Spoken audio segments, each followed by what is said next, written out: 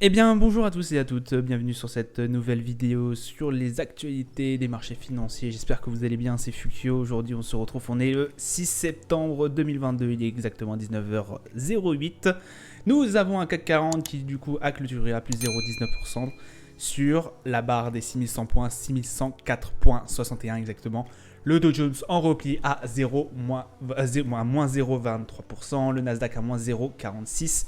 Le DAX qui fait une petite performance, plus 0,87%, le FTSE 100 plus 0,18% et le Nikkei 225 à plus 0,02%.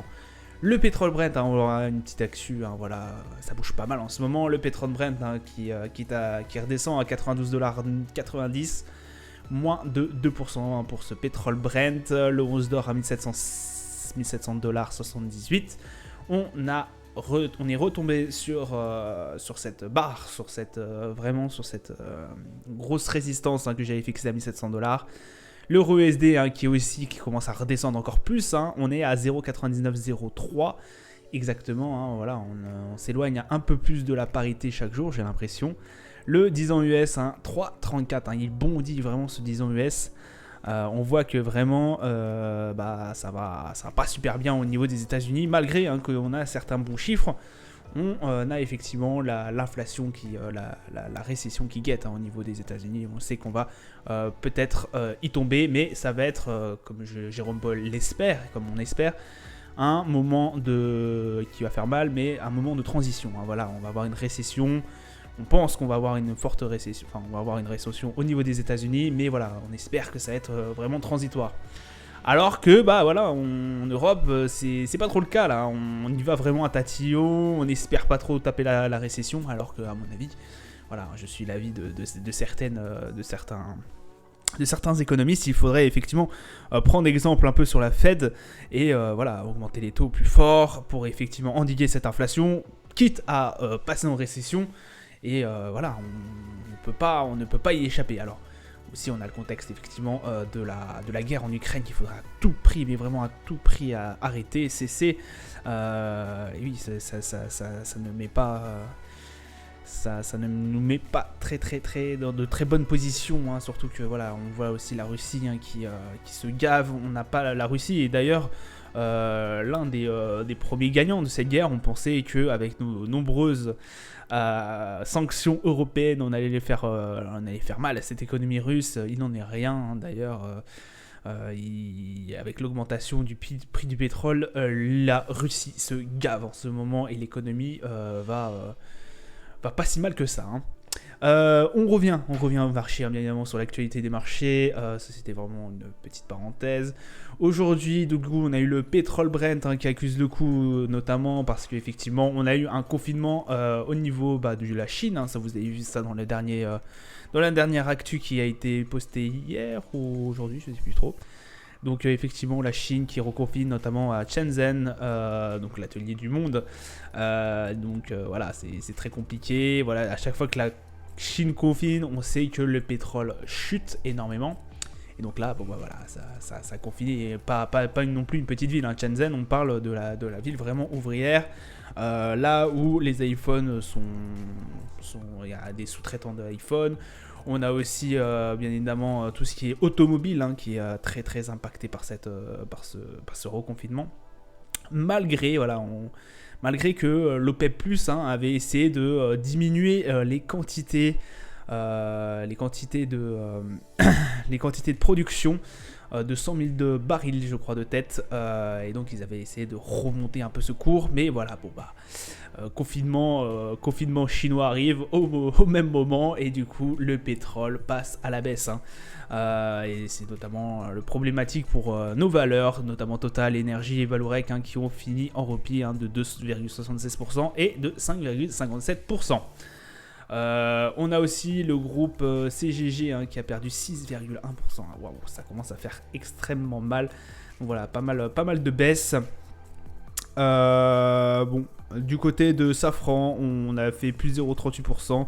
Notamment grâce à une entrée en négociation exclusive avec Thales en vue de l'acquisition de son activité de système électrique aéronautique qui emploie plus de 600 personnes et génère plus de 124 millions d'euros de chiffre d'affaires l'an passé. Voilà, on sait pas trop quand est-ce que ça va être finalisé tout ça, mais ça devrait être finalisé aux alentours des 2023. Ça va pas, le montant de ce rachat n'a pas été dévoilé non plus. Voilà. Qu'est-ce que j'ai à vous dire d'autre? On est à J-2 avant la décision de la BCE, extrêmement attendu. Beaucoup pensent que voilà, la probabilité que la hausse des taux directeurs soit de 75 points de base lors de cette réunion est extrêmement élevé, hein, 72% pour 75 points de base, ça commence à pas trop rigoler. Et puis on a bien évidemment le 10 ans US, hein, comme vous avez pu le voir au début, qui a bondi à plus de 3,30%, plus de 3,3%. Voilà, ça fait un peu chaud là, hein, on commence à un peu transpirer au niveau des indices. On a aussi le problème de Nord Stream. Voilà, je vous reporte à ce qui s'est passé sur ma vidéo des marchés financiers. Grosso modo, il y a un problème énergétique. Des livraisons de Russes via le gazoduc Nord Stream 1 a été complètement arrêté.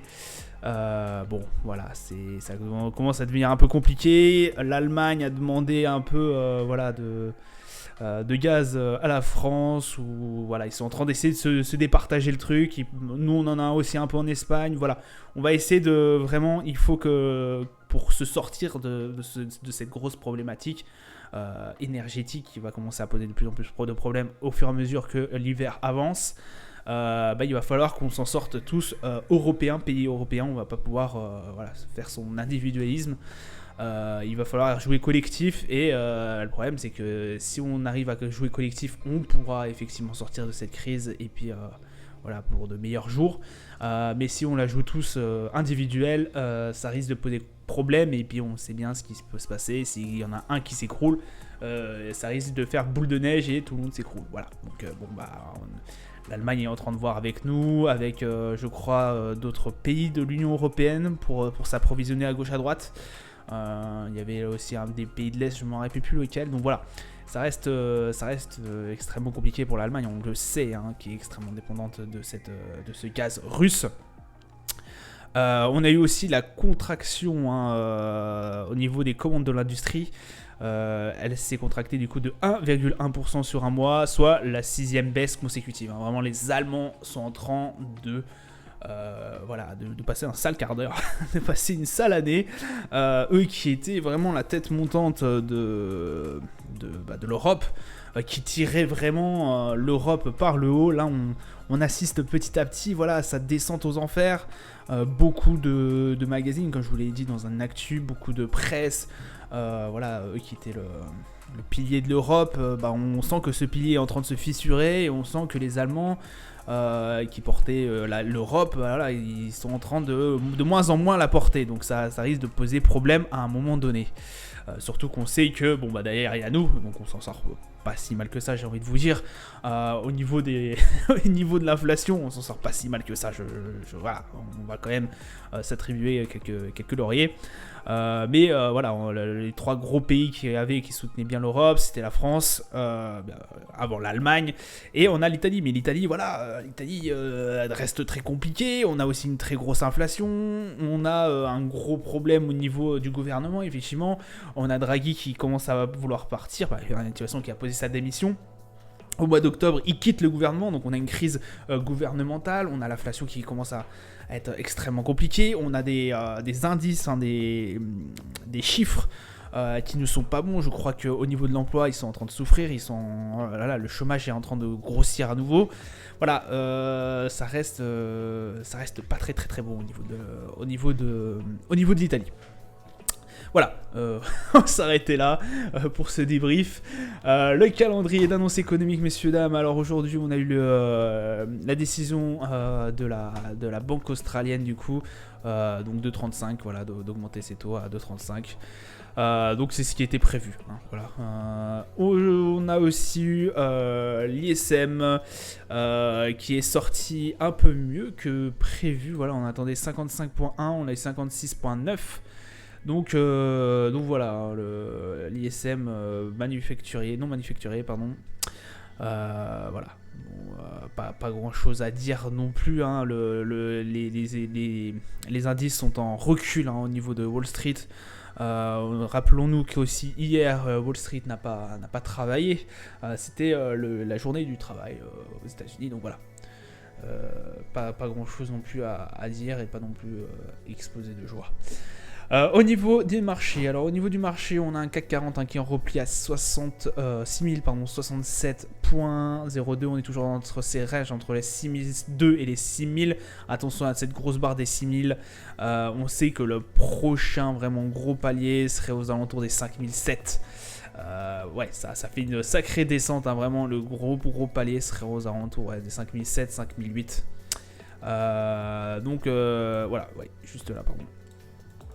5008 ici, voilà. Donc ça serait vraiment le gros palier à ne pas rater. Voilà, le 6000 points, il faut qu'il tienne. Ça va être très compliqué, hein, dans le temps. Mais voilà, ça serait bien qu'il se casse pas trop la gueule quand même. Le Nasdaq, hein, qui a, d'ailleurs j'ai tradé à la baisse, hein, pour pas vous mentir, qui a cassé cette barre, hein, des 12 100 points et quelques. Voilà, le Nasdaq qui est aussi qui prend un sacré coup. On vient de passer à moins de 12 000 points. L'euro USD c'est pareil, hein, 0,9979. On avait tenté une hausse en début de journée, de matinée, avec notamment le CAC qui avait commencé une bonne journée. On avait essayé de garder la base de 6100 points, mais ça s'est pas perduré dans le temps. Au niveau du Dow Jones, hein, voilà le Dow Jones aussi, hein, qui commence à flancher, 31 095 points. On a le DAX, hein, qui s'en tire pas si mal que ça, hein, aujourd'hui, 12 798 points. Il faut dire qu'on est sur les niveaux les plus bas. On est toujours entre la range entre les 12 600 et les 12 935 points. Le Brent du coup qui est aussi, hein, qui plonge, hein. Ouais, le Brent qui fait extrêmement peur. 93,94 $. On commence à arriver sur les valeurs qu'on avait eues vraiment depuis les plus faibles qu'on a eues depuis le début de cette année. Depuis le début de la guerre en Ukraine. Et on a l'or du coup qui est tout de suite redescendu à 1700 et quelques points dollars. Ouais, le 11 d'or, voilà, 1700 $ et quelques. On a cette grosse barre à 1700 $. Donc vraiment, on va voir si elle va tenir encore. On a déjà été travaillé une fois là aussi. C'était la semaine dernière. Donc on va voir si en début de cette semaine, cette barre va tenir encore le choc. Voilà, ça sera tout pour moi pour aujourd'hui. Je vous souhaite une agréable journée, une agréable soirée. Bon trade à vous pour ceux qui vont trader. Et je vous dis à plus tard. Ciao, ciao.